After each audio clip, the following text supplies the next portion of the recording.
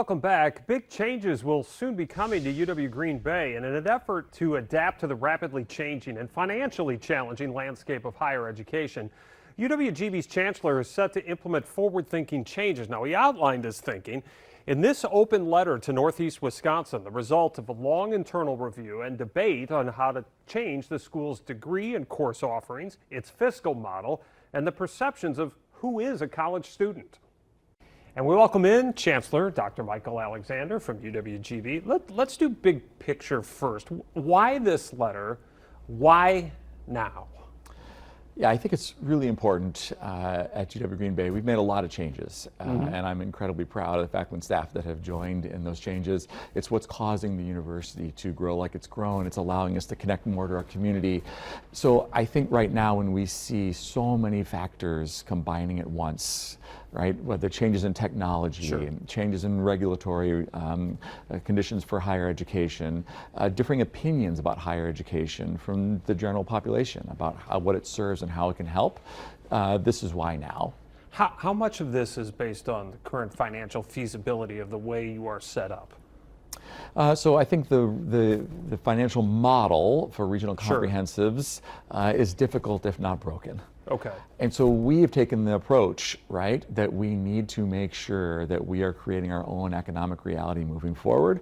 That's what we've done, and that's certainly creating this change is about our sustainability in the future, but it's also more important about how the university is going to take the growth that we have and connect it to the region. Okay, so those are the two goals, right? Connecting to the region with your growth, sustainability. How quickly do you think you can achieve those? I think always in higher education it's a process, right? We have to move fast enough to meet the pace that the world is moving, and that pace is really fast. Is it easy to speed up the process in higher education? It is not, but I think we have the right faculty and staff to make this happen, and I think you have to have time, good time, spent to make sure you're here. You don't want to make change that causes disruption for the sake of disruption. You want to make change because it's going to cause a positive end result. You got to hear from everybody to make sure you're doing that. All right. So when you say change, what are we talking about here, and how does this impact current faculty and staff? I think what it means is that we're going to continue to address the really big issues that are in the room.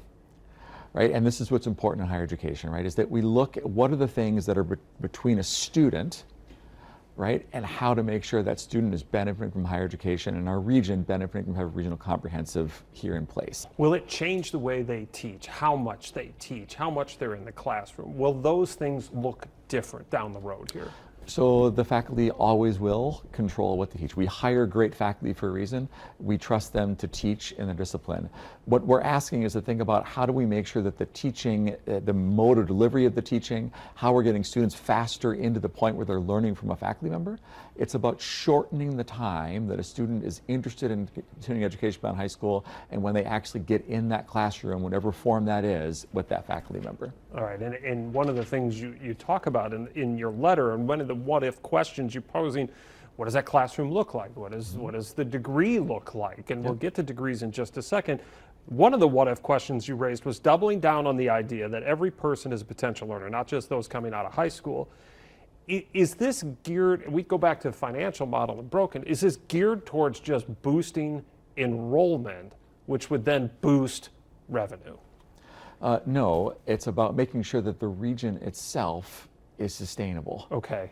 Right, and so if you think about, we have an amazing ecosystem in Green Bay, right? We've got an amazing college in St. Norbert College, we've got NWTC, and we've got UW Green Bay. Places you partnered with. Absolutely, right? And we got to think about how do we make sure that through someone's entire life, because think about the pace of change in the world. Sure. We can't think about education anymore as something that just happens from 18 to 22. We got to think about how it's possible for someone to benefit from it throughout their entire life. One of the things you've done, and we talked about it, and I just mentioned enrollment. You guys have been very good at that. You've been the leader in the universities of Wisconsin system over the last 5 years. Enrollment up 28%. I believe this year your initial numbers were 3%, which would double the pace of the system from a year ago. Should everyone, though, because you're trying to open this up, because it's not just high school students, it's anybody in their point of life that wants higher education, but is higher education for everyone? Should everyone be going, seeking higher education? Are there some guardrails in which people shouldn't be incurring the debt to do higher education? Just maybe it's not for them.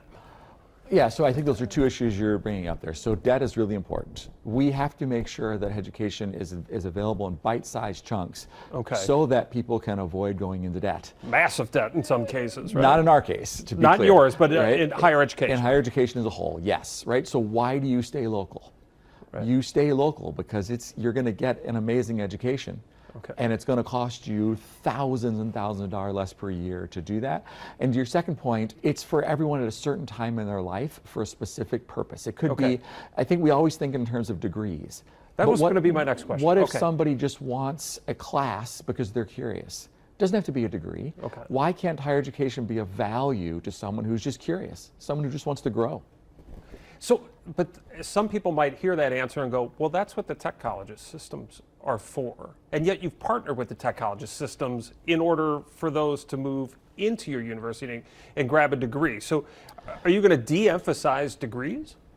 We are going to look at what we do that works as a university. So for example, are we going to teach welding? No.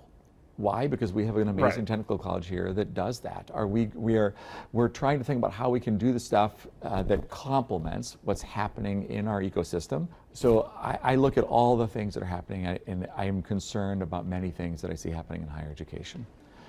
But I think what we have to hold on to is that we know that education matters. We know that it helps people. We know that it's necessary in a free society.